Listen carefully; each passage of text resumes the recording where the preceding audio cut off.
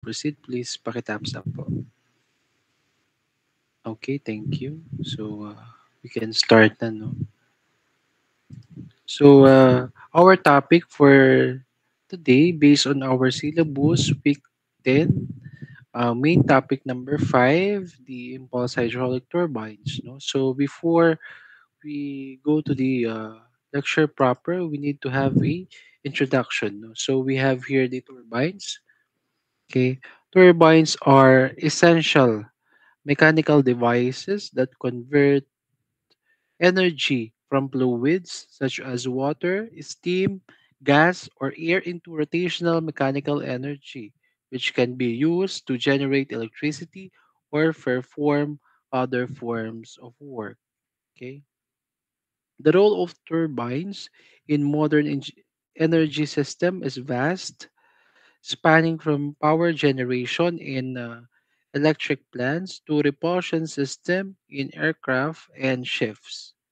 So understanding the different types of turbines, their operational principles and their applications is critical for engineers and professionals involved in the energy generation and mechanical design and industrial processes. So first we will discuss its main parts, which is blades, diffusers, no, and other components such as casing, bearing, and shaft. So moving to the next slide. So first, no, so turbine blades are critical for converting fluid energy into mechanical work. No, their design and type depends on the specific application and operating condition of the turbines. No, the construction of the turbine involves a complex interplay of various components, no, each designed to perform a specific function under challenging condition. No, a deep understanding of these components, such as blades, diffuser, casing, bearing, and shaft, is essential for optimizing, no, fluid performance and ensuring reliability in operation. So we have under turbine blades, we have the impulse blade. No? Impulse blade, these blades are used in impulse turbines where the critical energy of fluid is converted into mechanical energy. No? The fluid impacts the blade at a high velocity, causing them to rotate without significant pressure drop across the blade. No? The shape and the angle of this blade are crucial for maximizing efficiency.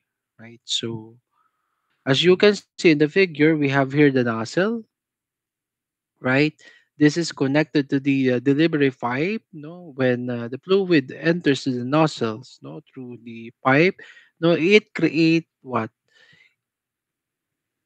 It create pressurized, no, since there is a change in the cross sectional area in the nasal part, so there is a accumulation of high pressure on the nozzle. So when it releases to the uh, paglabas dun sa nozzles, no, papunta dun sa blades, no, it will going to hit the blades and it tends to rotate, no. So the pressure coming from the nozzle hitting the blades will drive the runner or the wheel of the turbines, no, which is coupled to a um, generator to a shaft, right? So after that, no, since there is a movement or the rotation of the shaft which coupled to the generator, there will be a power generation.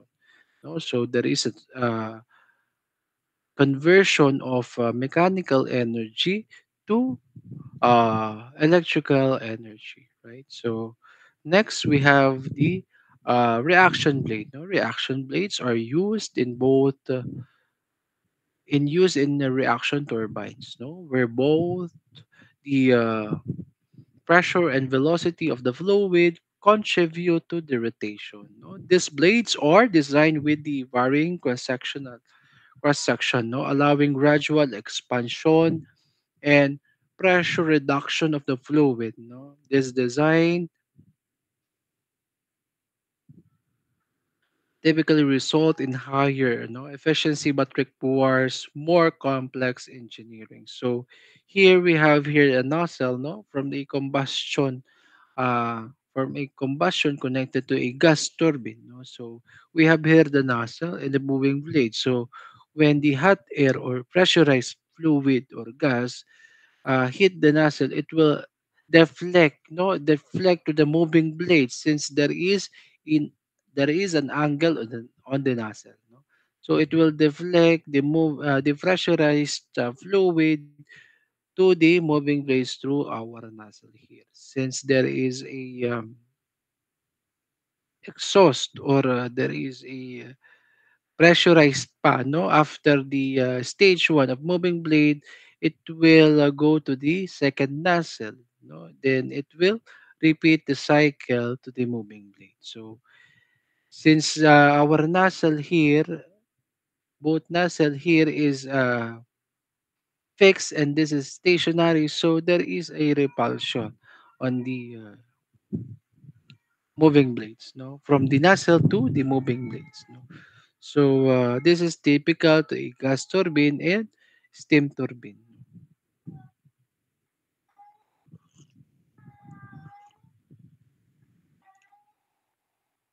Okay, since this is naka-attach dun sa periphery of the wheel, so when the moving blades rotate, hit or the when the do you call this the hot air or the pressurized uh, fluid is hit the moving blades, no, magro-rotate yung wheel which is coupled to the shaft, no? Same as you uh, saw in this figure, right? Next is the cooling blades, no? In high temperature applications such in gas turbine, cooling blades are often employed. No, this blade feature internal cooling channels, allowing them to withstand extreme temperature and maintain structural integrity. The design of this blade must be balanced thermal performance with mechanical strength. So you have here the change in temperature since you have a hot gas um, impacting the blades through a cooling air. No? Okay. Next is the diffuser. No? So, what is the purpose of the design of a diffuser? No? Diffuser is a critical component located downstream of the turbine blades. No? Its primary purpose is to decelerate the fluid exiting the turbine while converting its kinetic energy into uh, pressure energy. No, this process increase the overall efficiency of the turbine by minimizing the energy loss. Okay.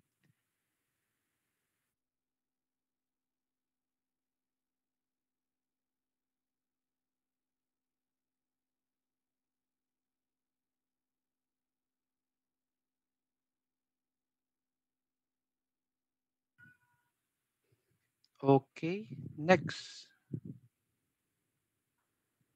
So this process increased the overall efficiency of the turbine by minimizing the energy loss. So the function of the diffuser serves to recover as much as energy as possible from fluid after it has been passed through the turbine blades. No? By slowing down the fluid, the diffuser reduces the kinetic energy and increase um, pressure, which can be harnessed in subsequent stages or returned to the system, right? So the design of the diffuser involves careful, no, Careful consideration of factors such as angle of divergence, length, and surface roughness. So please take note of this. No, a well-designed diffuser minimize flow separation and energy losses, while a poorly designed one can result in turbulence and reduced efficiency. So please take note of that for the design consideration of a diffuser. No, this is typically on a gas and steam turbines. No, so this is not related to our discussion later for the hydraulic turbine. So this is just a introductory part lang for the turbines. No? So we have here the casing, bearing, and shaft. No casing. Casing provides the structural support and houses the internal components of the turbines. No, so it must be designed to withstand the operating pressure and temperatures, as well as the provide pathways, no, for the fluid flow. The casing also plays a role in noise reduction and safety by containing the moving parts and potential failures. So this is very significant, no? If you are already taking took up the safety, no, safety engineering, no, or the basic occupational safety and health, as you further check on NFPA 101 or safe basic safe life safety, no, it is very, no, very required to have a casing on every rotating element on a workplace or in any industrial, not only industrial but in all workplace. No? So next is the bearing. Bearings support the turbine shaft and allow it to rotate smoothly with minimal friction. No? So they must be designed to handle the axial and radial, no, loads imposed by rotating blades and fluid forces. Right. So bearing also required proper lubrication to ensure longevity and prevent overheating. Right. So if there is a friction, no, if we didn't resolve the friction, no, if we didn't minimize the friction, there will be overheating possible. If it is not fully lubricated, mawiweld yun. Titigil yung inyong machine. Okay? Next, shaft. The shaft is the central component that transmit the mechanical energy from the turbine to generator or other driven equipment. No? The design of the shaft must be accounted for torsional stress, similar on what you have in your machine design. Okay? Rotational speed and alignment with the bearing and other component. No, additionally, the shaft material must be chosen for its strength and resistance to fatigue and wear. No, since you already have your mechanics of deformable bodies and materials engineering, which is prerequisite of your machine design. So I think you already have your diff uh, learning on your machine design, no? Or even in the mechanics of deformable bodies in solving a shaft. No? I- Okay. So we have here also the classification of turbines. But before we proceed to the classification of turbines, do you have any question? No? May question po ba before we proceed? If none, uh, we can move forward to the next topic. So we can have here the classification of turbines. No, we have here the turbines can be classified based on the working fluid, no?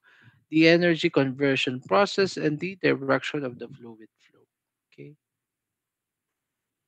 This was already discussed in our introductory introduction, no? The Based on working fluid, we have steam, gas, hydraulic, and wind. No? So for the steam, it utilize steam as a working fluid, typically in power plant where steam is located in boiler and expanded through the turbine to generate electricity. So in Batangas, we have a lot of power plant. No, in Calaca, I think we have a coal-fired power plant there. So that is a steam, no, steam coal-fired steam power plant. And in Santa Rita, we have a combined gas, no? Combined gas, no? Steam and gas turbines, no? So we have gas turbines which operate on hot gases produced by combustion of fuel commonly used in jet engines and power plants. Okay, so for the jet engines in the airplane, no, we have gas turbines. Okay, next is the hydraulic turbines, no? Harness the kinetic and potential energy of water primarily in hydroelectric power plants, no? If you are familiar with the hydroelectric power plant here in Calabarzon, we have a lot, no? In Laguna, Quezon, and Rizal. No, I think we have. No? Okay. Next is the wind turbines, no? Capture the kinetic energy of wind to generate electricity, playing a significant role in renewable energy. In Calabarzon, we also have, no? Huwag ka nang lalayo, huwag ka nang pumunta ng Ilocos. We have here in Pililla Rizal. If you are traveling to Manila on your right side, no, going to Manila, going northbound, you can see, no, beside the Laguna Lake, no, meron tayong wind turbine doon, wind turbine. Okay. If clear ang sky, if hindi cloudy, makikita ninyo nakahilera doon sa Pililla Rizal, yung wind farm nila doon. Okay.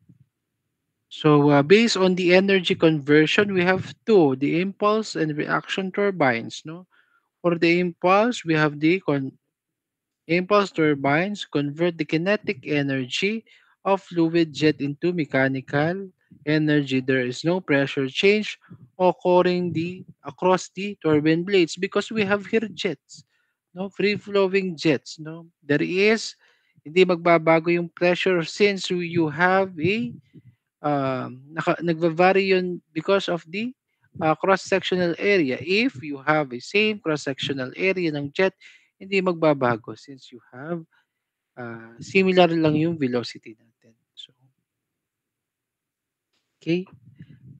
So, since we already have the impulse turbines, please review the our topics regarding to the jets since we already discussed that in our introduction.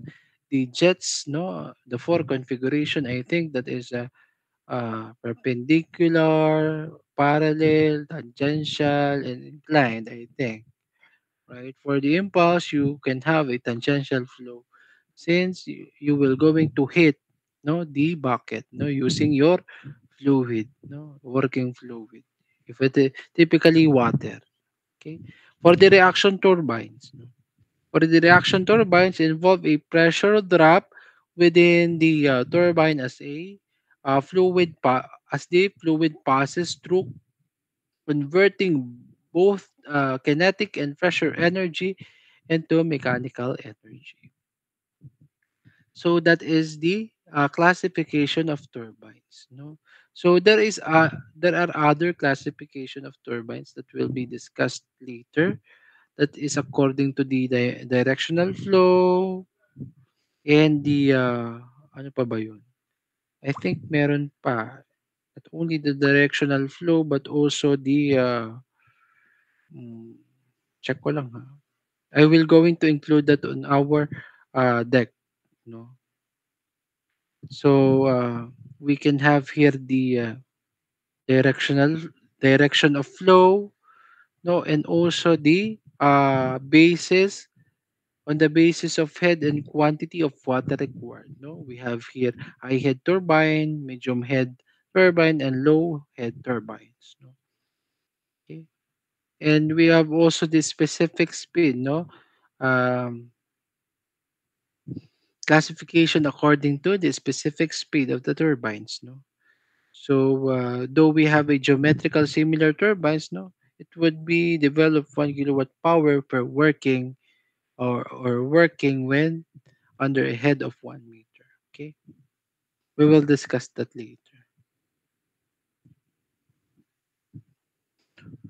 Okay, to deep dive to the hydraulic turbines, no, we will focus because this is steam turbine, gas turbine will be discussed in in other subject. But since we are here in the fluid machinery, we will discuss mainly first to the hydraulic turbines. So, any question before we proceed to the hydraulic turbines? May question po ba?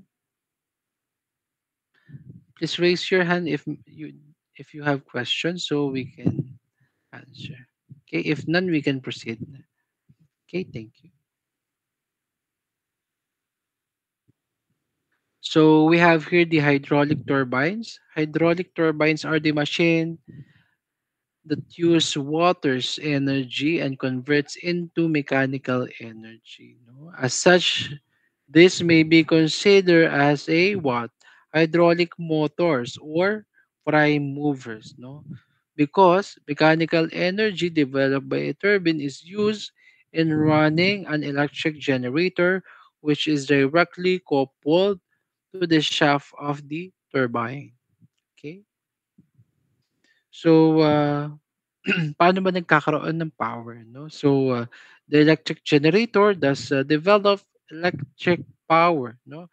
Which is known as hydroelectric power, no? Since the generation of hydroelectric power is relatively cheaper than the power generated by other sources such as coal, oil, etc. No, nowadays a number of hydroelectric and multipurpose projects has been undertaken in our country, no, in order to harness more and more power from the available water potential. So here in the Quezon and Rizal, the boundary in the northern part of the Quezon, we have the uh, project for the Kaliwa Dam, no, the upper stream of the old Wawa Dam, no, which is built during American era. So we have a new dam here in Rizal and Quezon. So currently, I think that is already done, and they are now in the stage of storing water. No, so once they already have the maximum level of storage, no, of water, they can already go live the release of water and power generation in the Kaliwa Dam. So that is a big project. No? Dati ano lang yon, capstone design projects lang natin before and naging totoo. No? So good to know. No? So the idea of utilizing hydraulic energy to develop mechanical energy has been existence for more than 2,000 years. No? In the earlier days of water power development, water wheels made of wood were widely applied, which used either the energy of falling water or yung sa mga waterfalls. No, some of the engineers installed hydro electric or turbines in sa mga falls. No? and the kinetic energy of the flowing stream of waters, no, or the run of the river. No, we have a run of the river hydroelectric configuration. So one of the types of wheel formerly used was the overshot. No, so please take note of that. The overshot wheel. No? It consisted of series of bucket, no, attached to the periphery of wheel. No, the diameter of which was equal to the available water. So napakalaki no wheel niya since yung diameter is equal to the head. Okay. Water is permitted to enter the bucket at the top, and the imbalance created by the weight of the water caused the wheel to rotate. Siyempre, pag nalagyan ng tubig yung bucket, ang tendency niya via gravity is bababa, right? So, wait lang po ha.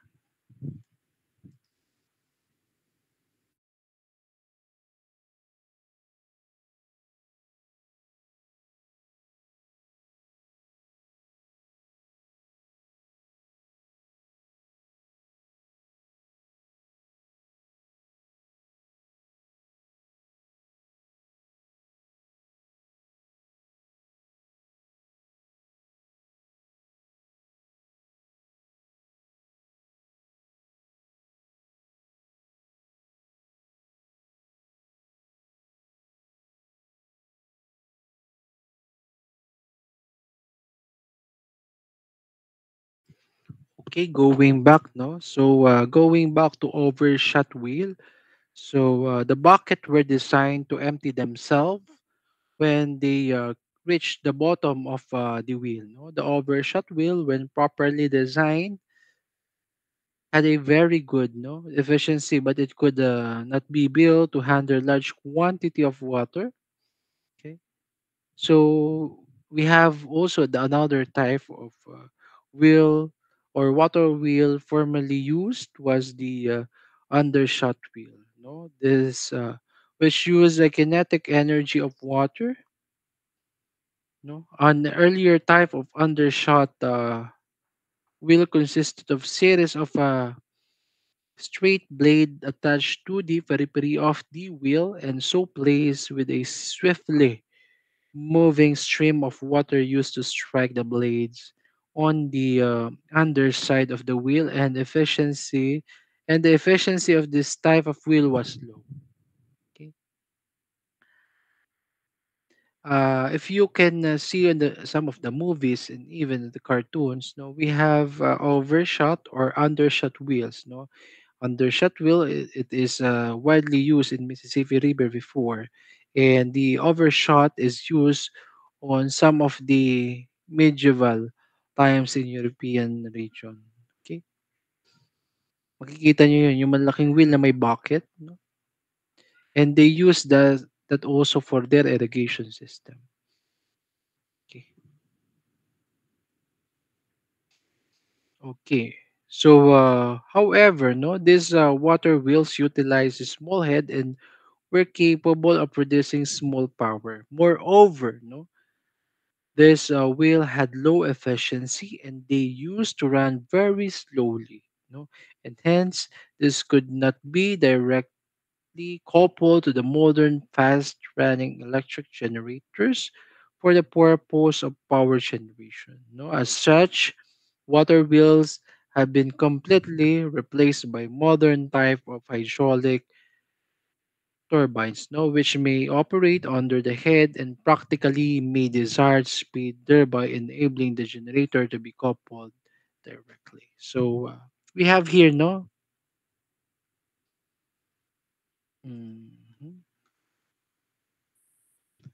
So we have here, no, in the in general, no, we have a turbine, water turbine consists of runner having a number of specially designed vane, blades, bucket. No, it depends upon the configuration.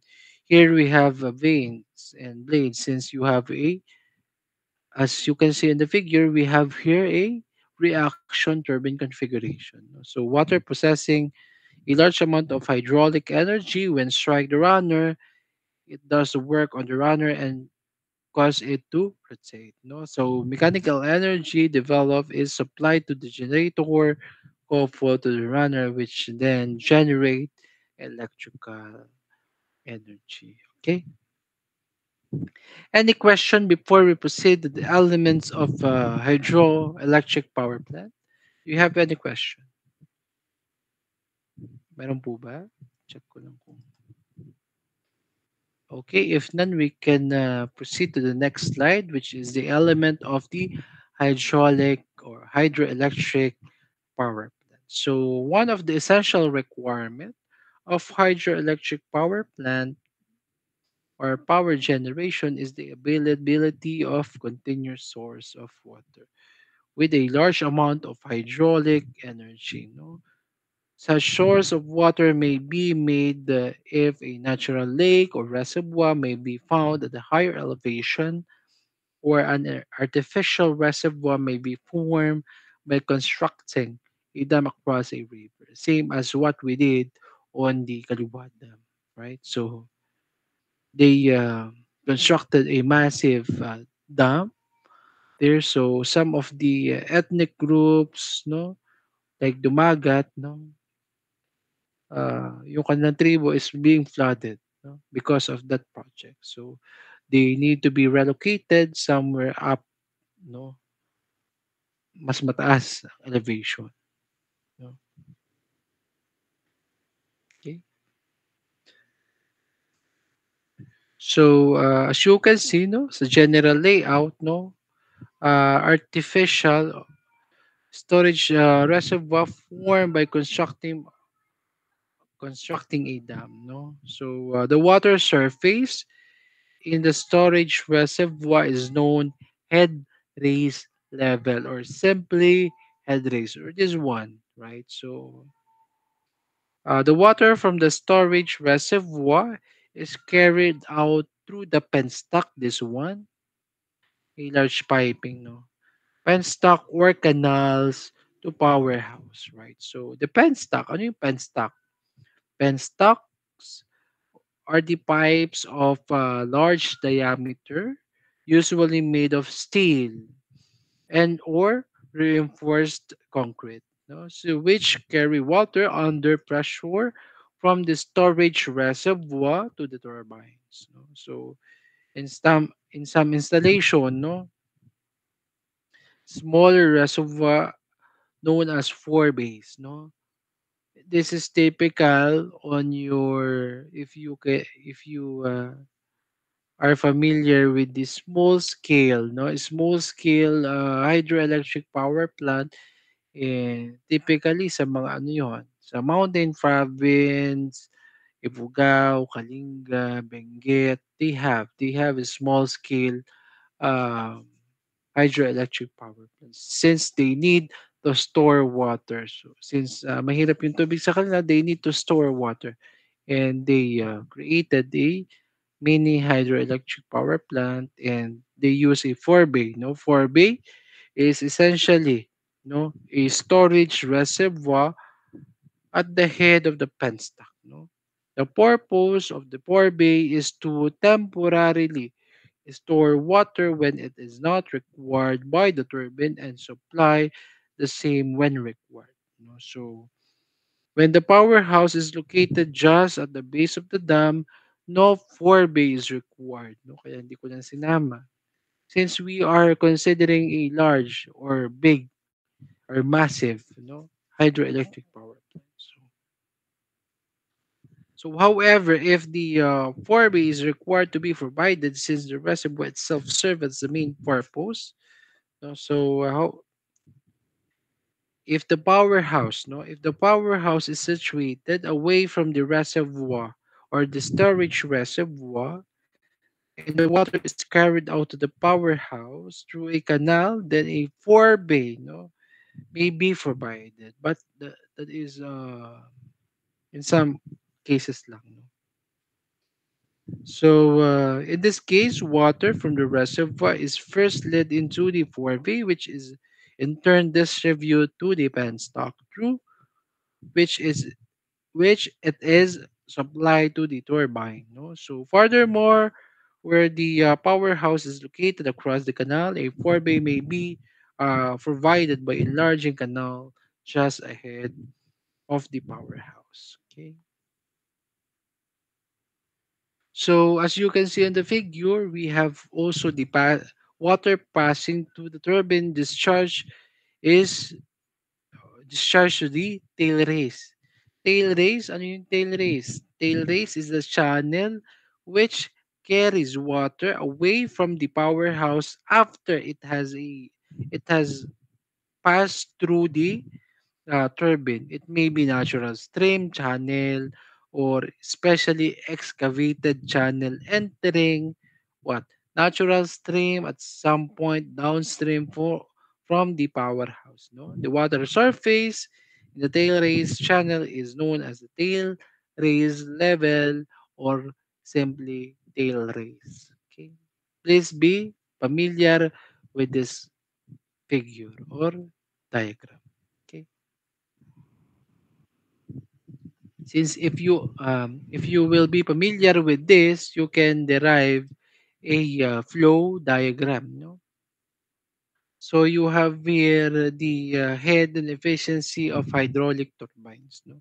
So from the reservoir, you can get the gross power from the reservoir, no? Or the gross head or the H1. Diba? Then the net power from the reservoir, you can compute that from the entrance no ng spiral casing. Okay? Dito pa lang mako-compute mo na siya. Okay. Then the power developed by the runner, so that should be in the turbine runner. But before anything else, the hydraulic losses is between what? The entrance of the spiral casing and the turbine runner. We can have the hydraulic losses which compose of what? Blade friction, eddy formation, friction in draft tube, okay, and energy contained by water leaving draft tube. They, so we have also disk friction and leakage losses. Right. So after the turbine, you can have the shaft since that is coupled no dun sa ating generator, but before you get that, you can have also the mechanical losses or the bearing friction. Okay. Then between the shaft and generator, we can have also the generator losses before you have the your power developed by generator in terms of kilowatts. Okay. That is for the reaction turbines. No. In other cases, since we also have a impulse, no, we don't have here the drop tube, no, directly lang siya, no. Ang inyong impulse dito is hindi naman siya, kumbaga walang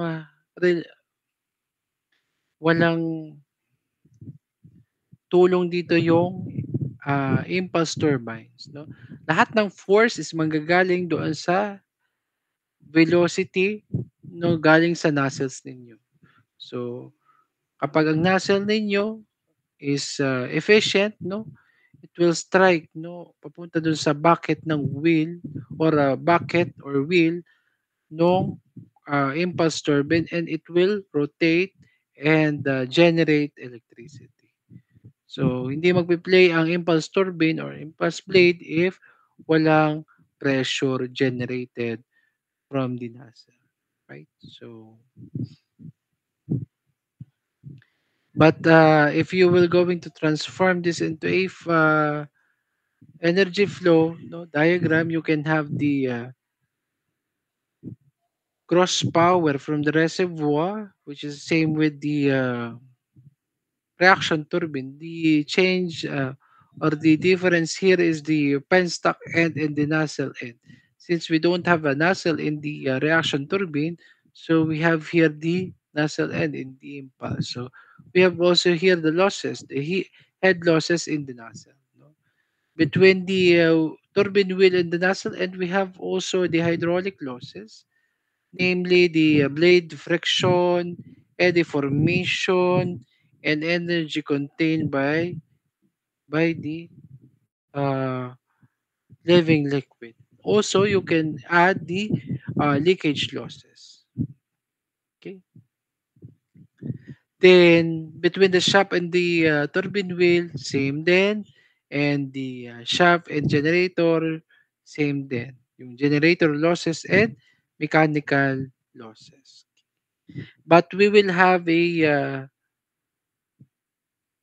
separate discussion for the turbine calculation. So this is only your reference in solving and analyzing a problem involving impulse and reaction turbines. Okay. Any question before we proceed to the next topic?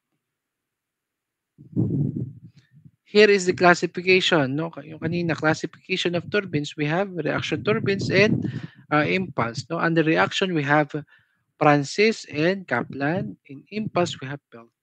Okay. So,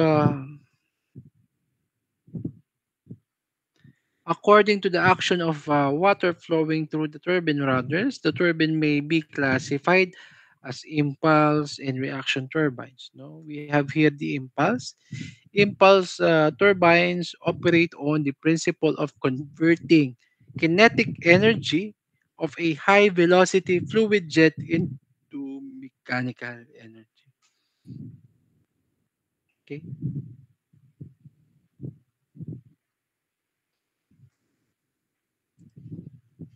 Any question po before we proceed? May question po ba?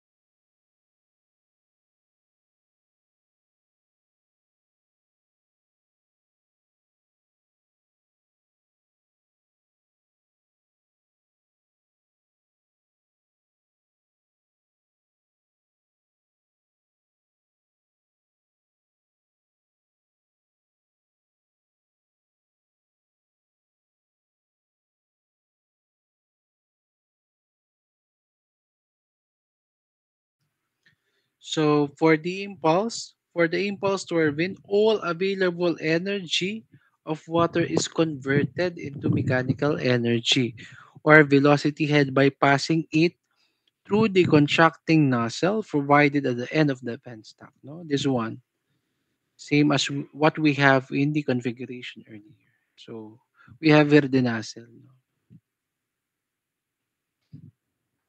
So the water coming out from the nozzle is warm into free jet, which imprints on the series of bucket of runner, thus causing it to revolve. So if we will release the water here, it will imprint the water through to the bucket and it will rotate. So the runner revolves freely in the air. The water is in contact only a part of a runner at a time. So isa-isa lang. So if the water hit the bucket, isa-isa lang siya.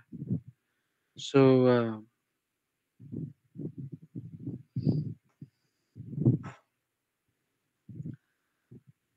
water is in contact with only one part or only a part of the runner at a time and throughout its action on the runner and in its subsequent flow no to the tail race. The water is at atmospheric pressure, right? So please be reminded of that. So the water is at atmospheric pressure. So we have here also the casing or the case. Casing is provided on the runner to prevent splashing, no, and guide to the water discharge from the bucket to the tail race. No? Some of the impulse turbine are Pelton Turbo Impulse Wheel, and Banki turbine, John Val turbine, and etc. No? Out of these turbines or turbines, only Pelton wheel is predominantly used at present, which can be described from the latter part of our discussion. So this is an example of impulse turbines. No? Typically, it is what? Pelton wheel. Okay.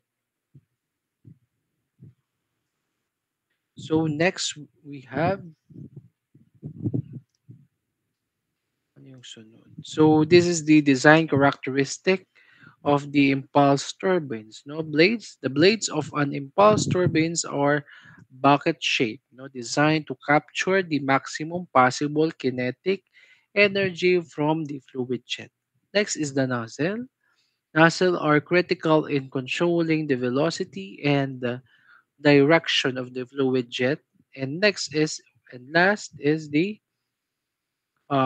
pressure and velocity in impulse turbines. All pressure drop occurs in the nozzle, not in the not across the blade. So that should be taken off na, no? Okay. Any question po before we proceed to the next? Okay. Next is the reaction turbines. No, for the reaction turbines, derive the rotational energy, no, from the combined effects of pressure and velocity change in the fluid as it passes through the turbines. No? The fluid enters the blades with significant pressure as it flows through the blade passage. No? It undergoes expansion and cause a drop in pressure and an increase in velocity with the resulting reactive forces driving the blade's rotation. Okay.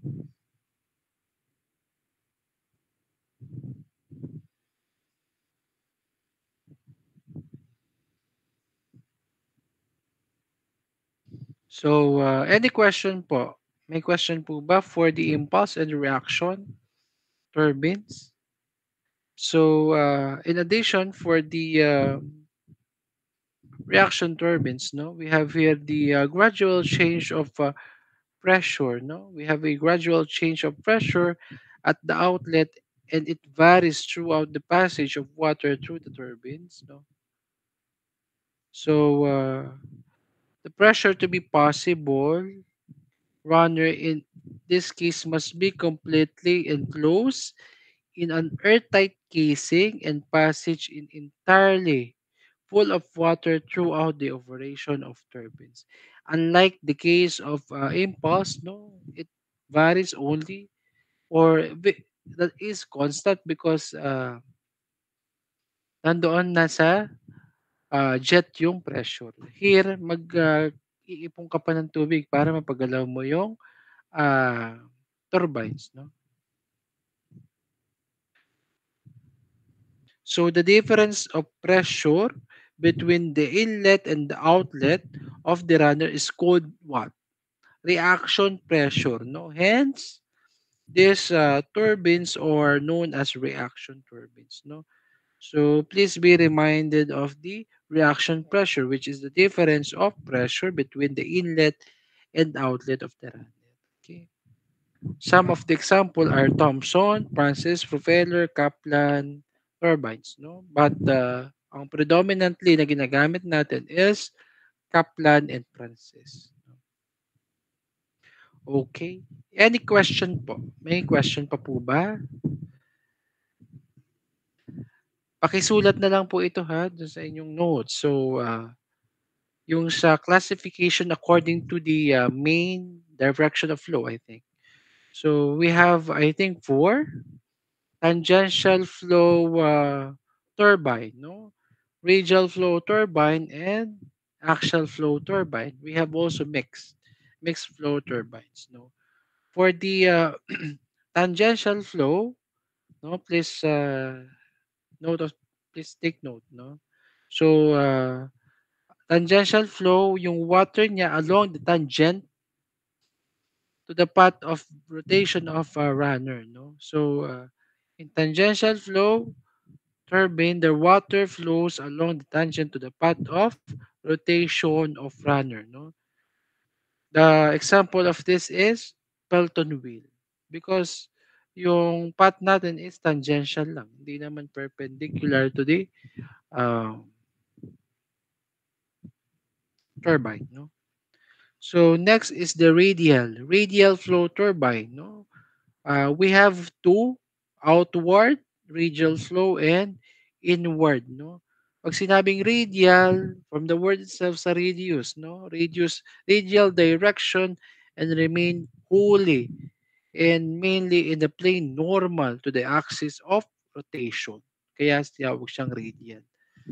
Pero pag sinabing inward, no? Ang inward ay what? The water enters, no? At the outer diameter going to the center, no? Pag sinabing inward, yung water galing siya sa outer diameter papasok sa center, no? Pag sinabing outward from the center, papunta sa what? Radially outward towards to the outer periphery of the runner. Okay? Pag axial naman, sinasabing axial turbines, no? Axial flow turbines, the flow of water through the runner is wholly and mainly along the direction parallel parallel to the axis of rotation, no? Pag axial, no, parallel to the axis of rotation of runner. Okay? Ano niya? Example, we have propeller turbine and Kaplan turbine. Pag mixed flow turbine, ano yung principle natin doon? For the mixed flow, the water enters the runner at, at the outer periphery of the radial direction and leaves into the center direction parallel to the axis. So that is mix of radial and axial. No? So yung kanyang radial direction papunta sa center then parallel to the axis of rotation. No? Modern process turbine yung kanya example. Okay. Any question pa po? Do you have any question for the classification according to the main direction and flow of water? Okay, wala. I will going to include that to my presentation later. Okay. Then we also have the basis of head and quantity of water required. No, we can have here the turbine may be classified as high head turbine, medium head turbine, and low head turbine. So, pag high head, ang kanyang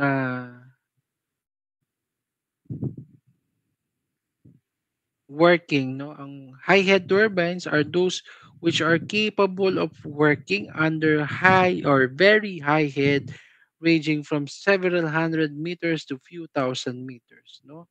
So this turbine does require relatively less quantity of water, no?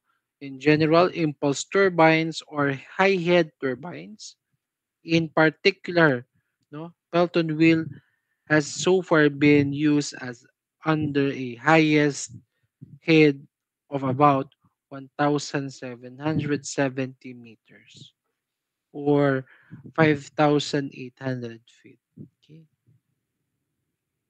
So for the medium, ang medium natin ay nagre-range, no, ranging from 60 meters to 250 meters, no.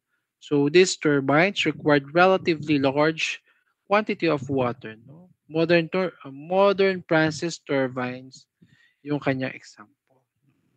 For the low head, syempre Kaplan na ito. Kaplan is less than 60 ang head. Okay?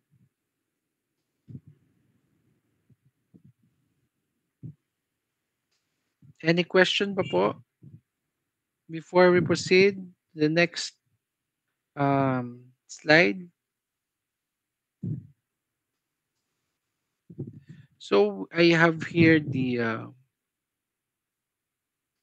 drop tube. No, this is very important. No, what is drop tube? This is for the reaction turbines. No, this one drop tube. No, before we release the water to the tail race, it should be go to the drop tube. Ang drop tube is a pipe or passage of gradual increase cross-sectional area which connect the runner exit to the tail race. It may be made of cast or plate, steel or concrete. No? So it must be airtight and under all condition of operation, its lower end must be submerged below the flow of water in the tail race. No, drop tube has two purpose as follows. No, we have two purposes nung drop tube. Ano yung isa? No, it permits a negative or suction head to be established at the runner exit, thus making it possible to install turbine above the tail raise level without loss of head. And another one is it converts a large proportion of velocity energy rejected from the runner into usable energy. It acts as a recup- recuperator of energy or pressure energy. So we have here for different types of drop tube. We have here the straight divergent tube, which is this one A, and B we have Moody spreading tube, which is a hydrocone tube. No, this two is most efficient. No, this is more efficient. The A and B, the straight divergent tube, and the Moody spreading tube. No. For C, C is the simple tube, a simple elbow tube, and letter D is the elbow tube having circular cross section at inlet and rectangular cross section at the outlet. Okay? So, this type, yung B and C and D ay ano, have a advantage that require lesser excavation for their installation. No, it has been observed that the straight divergent type trap tube, the central cone angle should not be more than 8 degrees, 8 degrees angle. No? This is so because if the angle is more than 8 degrees, the water flowing throughout the trap tube will not remain contact with the inner surface, with the result of eddies where form and efficient to the drop tube is reduced. Okay. Any question po before we move to the next slide? May question po ba? So later or in our latter part of discussion, we will also discuss the drop tube theory applying the Bernoulli equation, no, from between one point to another point. Okay. Next, no, we have here the Kaplan. No, Kaplan is an axial flow turbine which is suitable for relative low head and hence requires a large quantity of water to develop a large amount of water. No, large amount of power. It is also a reaction type of turbine and hence it operates in an entirely closed conduit from the head race to the tail race. Okay. So as you can see in the figure, no, it will be seen that the main component of the Kaplan such as the scroll, casing, ano pa yon? Stay casing, steering, uh, arrangement of guide vanes and the drop tube are similar to those of Francis turbines, no? Similar lang sila. Between the guide vanes and the runner, the water in a Kaplan turbine turns through a right angle into axial direction and then passes through the runner. So the blades attached to the hub or boss are shaped that the water flows actually through the runner. No? Yung ordinarily na runner blades of a propeller turbine are fixed, but the Kaplan turbine runner blades can be turned about their own axis. No? So nagagalaw yon. So their angle of inclination may be adjusted during or while the turbine is in motion. So may adjustment doon sa runner blades, no? Possible, usually carried out yan automatically by means of we have here motor, no? Or servo motor operating inside the hollow coupling of turbine and generator shaft, no? So paano nangyayari 'yon, no? When both uh, guide vane and angle running blade may thus be varied, a high efficiency can be maintained over what?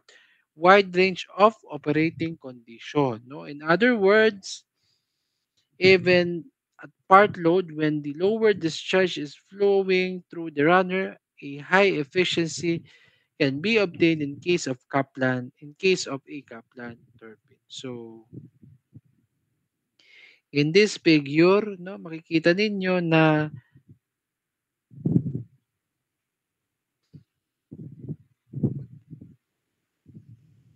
kapag in-apply niyo yung velocity triangle doon sa output, no, sa outlet nung Kaplan ah, turbine runner, no, makikita ninyo na magkakaroon tayo ng full load and part load, no. Since we have a triangles, no, with the pertain to the part load operation, no, we will have the velocity triangle for that so you can imagine kung ano yung uh, ma-observe natin, no, although yung corresponding changes in the flow through the turbine ay rather does affect the shape of the velocity. Okay? It depends, no? It depends doon sa drop tube niya. Doon din nagbo-vary yung shape ng velocity triangle. So, even yung eddy losses, no? Doon din nagkakaroon ng elimination kapag maganda yung ating design noong drop tube natin. Okay? And next, we will discuss yung design characteristic ng mga uh, reaction turbine. Ano yung design characteristic? The blades, no? Ang blades niya, as we all know, no, blades of the reaction turbine are air-full shape designed to allow the fluid to expand and accelerate as it moves through the turbine. No? Pressure and velocity, unlike the impulse, the action turbines experience a pressure drop across the stator and the rotor moving blades. No?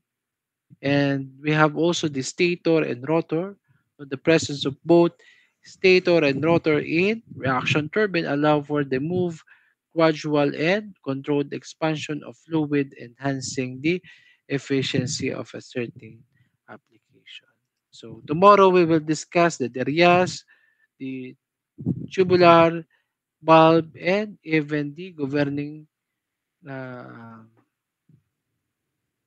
governing mechanism of the impulse and reaction turbines. No, that will be tomorrow.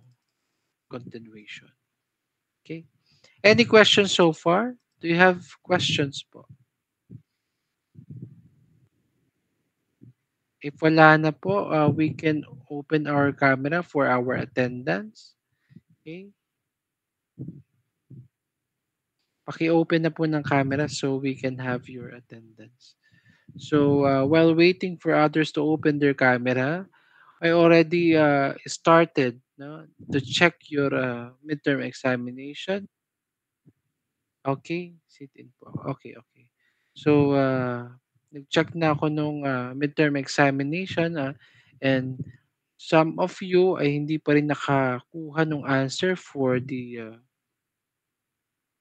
essay, no? So, that is only 20 points, but panghatak sana yun ng inyong grades, no? Especially in the question number 2, that is very easy question, no, for the essay. We already discussed that in our introduction, no? The difference between the positive displacement and dynamic positive displacement pumps and the other type of pumps, no? Even yung sa well-designed pump, no, meron pa rin hindi nakakuha. Sayang naman. And I also include the multiple choices for you to have, uh, pag hindi kayo makapag-solve, no, may chances sana kayo for the 30 points. Okay?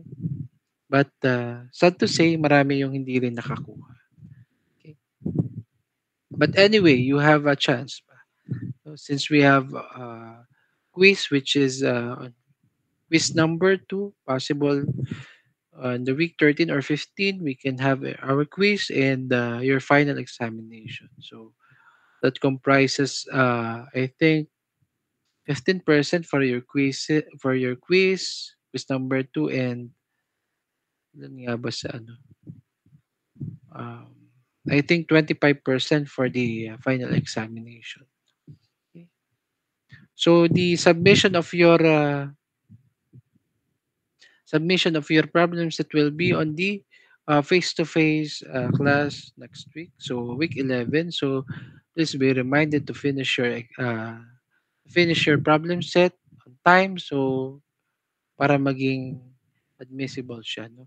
So if you already solved that prior to our midterm examination, all the questions from your midterm examination is included to the all problems included to your midterm examination can be found to your problem set. That is four problems in your problem set. So some of you didn't have try to answer, no? Hindi man lang nag-try mag-answer noong sa problem set. Napakadali na noon. No? Bigay na yung ibang problem doon. So having said that, we can have our attendance. No? Okay. Please open your camera so we can have your our attendance. Okay. Any question po before we end the class? For those who hindi pa nakakuha ng examination, we can have your midterm examination on week 11, Saturday, 8 a.m. Okay? Sa labas ng 209. Okay? This review, no? Yung mga hindi pa nakakuha ng exam. I already prepared a special exam. So, mas madali. Okay? Thank you and see you tomorrow. Thank you. Thank you po, sir. Thank you po, sir. Sige po, sir.